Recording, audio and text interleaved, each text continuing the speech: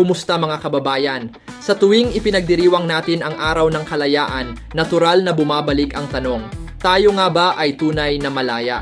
Sa video na ito, samahan ninyo akong balikan ang mga salita at kaisipan ni Dr. Jose Rizal, hindi lang bilang pambansang bayani, kundi bilang isang matalinong kritiko ng kolonyalismo at tagapagdala ng ideya ng tunay na kasarinlan. Ano ba talaga ang ibig sabihin ng pagiging malaya? At kanino nga ba tayo dapat malaya? Tara, pag-usapan natin. Sa tuwing ipinagdiriwang natin ang kasarinlan ng Pilipinas, laging tanong, tayo nga ba ay tunay na malaya? At kung malaya nga tayo, kanino tayo malaya? At para saan?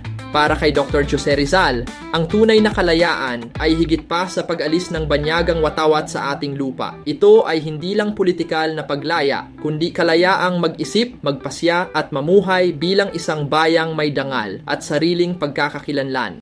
Sa kanyang sanisay na El Amor Patrio, ang pag-ibig sa tinubuang lupa 1882. Isa ito sa mga pinakaunang sanaysay ni Rizal, isinulat sa Barcelona at isinalin ni Marcelo H. del Pilar.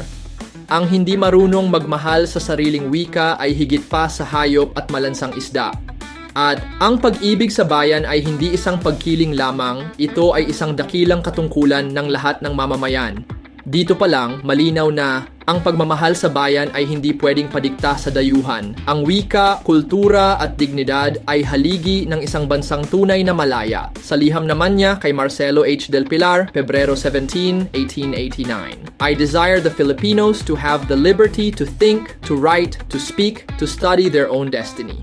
Dito, ipinahayag ni Rizal ang pagtutol niya sa tuluyang pagsunod sa Espanya. Ang kalayaan para sa kanya ay dapat nakaugat sa sariling kakayahang magpasya, hindi sa utos ng kolonyal o banyaga. Sa nobelang El Filibusterismo 1891, ginamit niya ang karakter ni Simoon, ang dating Ibarra, upang ipakita ang kanyang pagkadismaya sa pamahalaang kolonyal. Walang mangyayari sa isang bansang nagpapasakop na lamang at umaasa sa awa ng dayuhan. Sa huli ng kwento, ipinakita ni Rizal na ang reforma sa ilalim ng dayuhan ay isang ilusyon lamang. Ang kalayaan ay dapat manggaling sa loob, mula sa sariling bayan, hindi sa mesa ng banyaga. Annotation sa Sucesos de las Islas Filipinas ni Antonio de Morga, hindi lang sa nobela.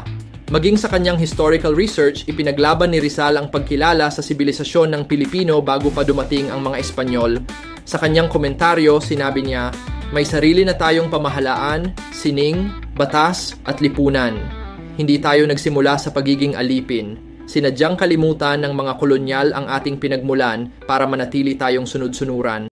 Ang pananaw ni Rizal sa tunay na kasarinlan, hindi ito simpleng paglaya mula sa banyagang pamumuno. Ito ay kultural, intelektual, moral, at pambansang pagbangon. Hindi dapat mangopya at lalong hindi dapat magpasakop. Dapat nating patunayan na tayo ay may sariling dangal, utak, at kakayahang magpasya para sa sarili.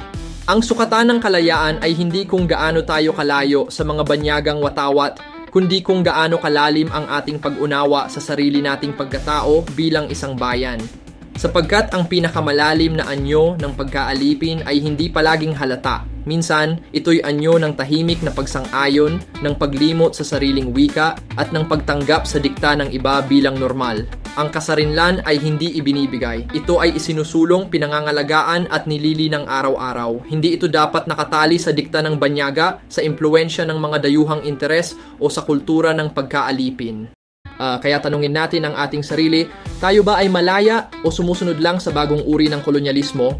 Tulad ng sinabi ni Rizal, ang hindi marunong lumingon sa pinanggalingan ay hindi makararating sa paroroonan. Panahon na para balikan, pag-isipan at ipaglaban muli ang tunay na kasarinlan. Sa dulo, malinaw ang mensahe ni Rizal. Ang tunay na kalayaan ay hindi ibinibigay ng iba. Ito ay isinusulong, ipinaglalaban at isinasabuhay araw-araw. Hindi ito nasusukat sa mga selebrasyon, kundi sa paninindigan nating mamuhay na may dangal, may kamalayang historikal at may paninindigan para sa bayan. Hindi sapat ang magdiwang ng kalayaan, dapat tayong magtanong, magnilay at kumilos.